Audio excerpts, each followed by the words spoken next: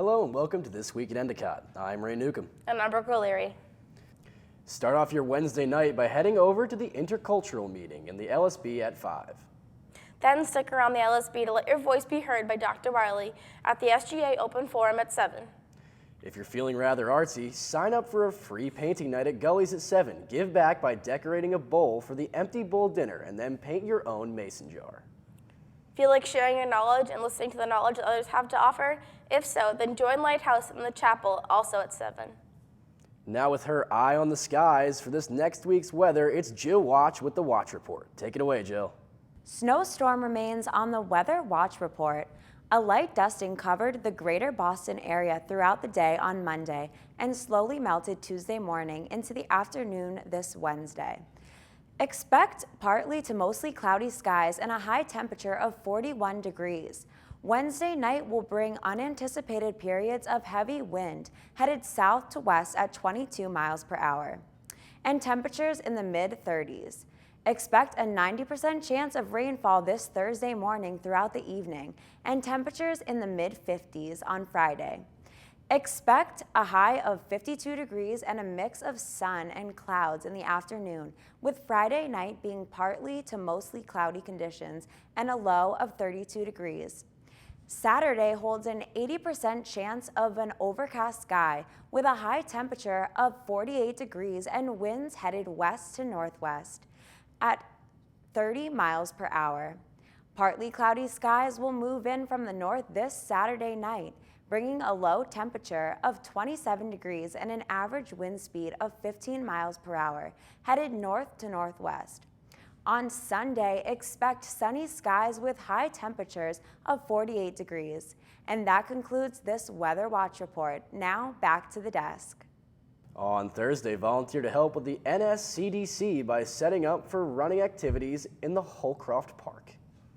At 4:30, spend some quality time with the elderly at the Beverly Council on Aging Game Night. Transportation will be provided. Pulitzer Prize-winning novelist Paul Harding will be hosting a swipeable event at 5 p.m. in the LSB, where he will be reading excerpts from his new novel, Tinkers. Join the Outdoor Adventure Club at the Brindle Beach House for a meeting at 6 p.m. Get your tickets now to see Endicott's production of The Wizard of Oz in the Rose Performance Hall at 7:30 p.m. Let's take a look at what happened at Endicott Sports this week with Jess and Molly.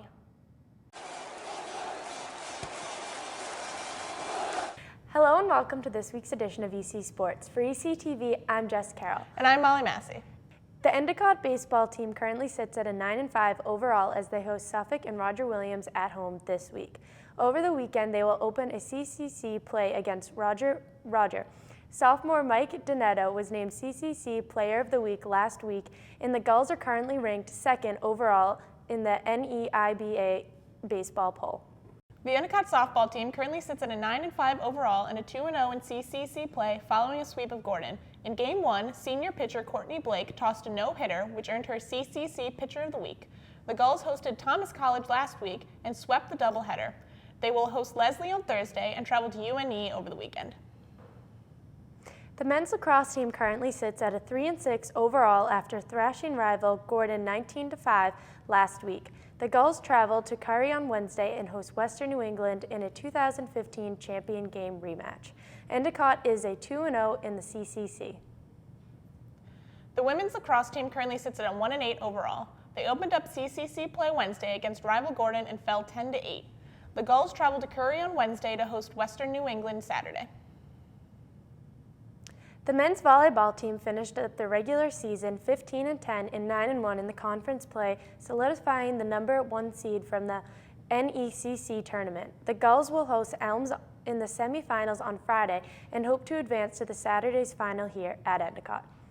The men's tennis team sits at 6-5 overall after opening up CCC play with a commanding 9-0 victory against Wentworth. The Gulls will travel to Gordon Wednesday and host defending conference champions Nichols over the weekend. That's all for this week for EC Sports. For ECTV, I'm Jess Carroll. And I'm Molly Massey. Have a great week, Gulls.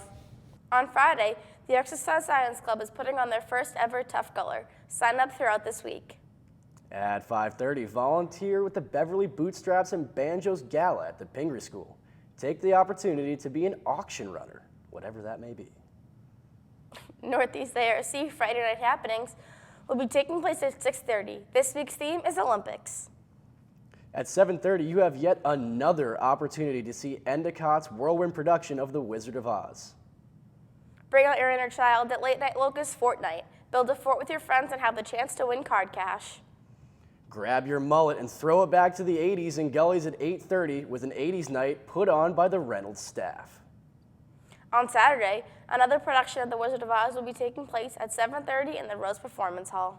Now let's find out what kind of goofy trouble people got themselves into this week as Brooke and Simone bring to us Shake My Head News. Take it away, girls. Hello and welcome back to another episode of Shake My Head News. I'm Simone. And I'm Brooke. Well, this dad definitely won't make greatest dad of the year. 25-year-old Chester Allen was pulled over for a broken taillight this weekend. However, things went from 0 to 100 real quick when Allen decided to have his 2-year-old son take the wheel in the high-speed chase. The chase luckily came to a halt in the family's house with no injuries. However, Allen was facing 4 charges with a bail of $650. From Knoxville, Tennessee comes a story of my personal hero. A marathon runner tapped out of his race at about mile 20 when he spotted a Trailhead Beer Market. The runner was shared on Trailhead Beer Market's Facebook, savoring a burrito and getting served a beer. The runner is reported to have ordered a burrito and beer, chugged the beer, and take the burrito to go as he finished the marathon. Runners everywhere, please take notes. Facebook brings us all closer together, even criminals and cops. In Linden, Alabama, 31-year-old Roderick Hill decided to stand up for himself on a wanted ad put up on the Linden Police Department's Facebook page. The ad read, "Roderick Hill of Linden and Mobile is wanted for attempting to elude. He is considered armed. Anyone caught helping him will be charged." Roderick commented back on the post, "WTF, man, y'all out here doing too much. It's murderers out here and y'all looking for little old me? Wow," he said. Hill remains wanted by the Linden police. We all love chocolate. Jacobia Grimes of New Orleans loves it so much that he would even go to jail for it. The 34-year-old is now facing a charge of life in prison after allegedly being caught stuffing $31 worth of chocolate into his pockets in a U.S. convenience store. This is not the first time Grimes has been caught shoplifting. He was convicted of also stealing a pair of socks and trousers from a Dollar General store earlier that year. Now, I'm not entirely sure if a life in prison is worth chocolate, trousers, and a pair of socks, but to each their own. Way to dream big, Jacobia. That's all we have for this week's segment of Shake My Head. We'll see you next week. At noon on Sunday, CAB presents the Pitch-Off event. Fastest pitches will win prizes. Stop by for hot dogs, peanuts, and sunflower seeds on the North Field. This Monday at 6, come help improve the lives of those close to you as the City Mission Boston is on campus doing volunteer projects. For more information, contact Laurie Rawls at lrawls@endicott.edu.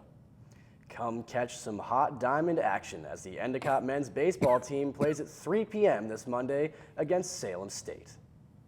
Then at 5, come see your Lady Eagles softball team as they have a game against Salem State. Jill was rather busy this week as she also brought us a report from Endicott's Relay for Life festivities. Let's take a look, Jill. Relay for Life on the Jill Watch Report. Did you know over 1 million people are diagnosed with cancer in our nation currently? Well, now you do. A recent study shows that 1 in every 2 adults will be diagnosed with cancer in their lifetime. Someone did something about this. It was Relay for Lifers. Stay with us for more on their story. What does being a fearless fighter mean to you? Being a fearless fighter is just really, all the odds that are faced against you, just really, pushing through all of it, with determination and not giving up.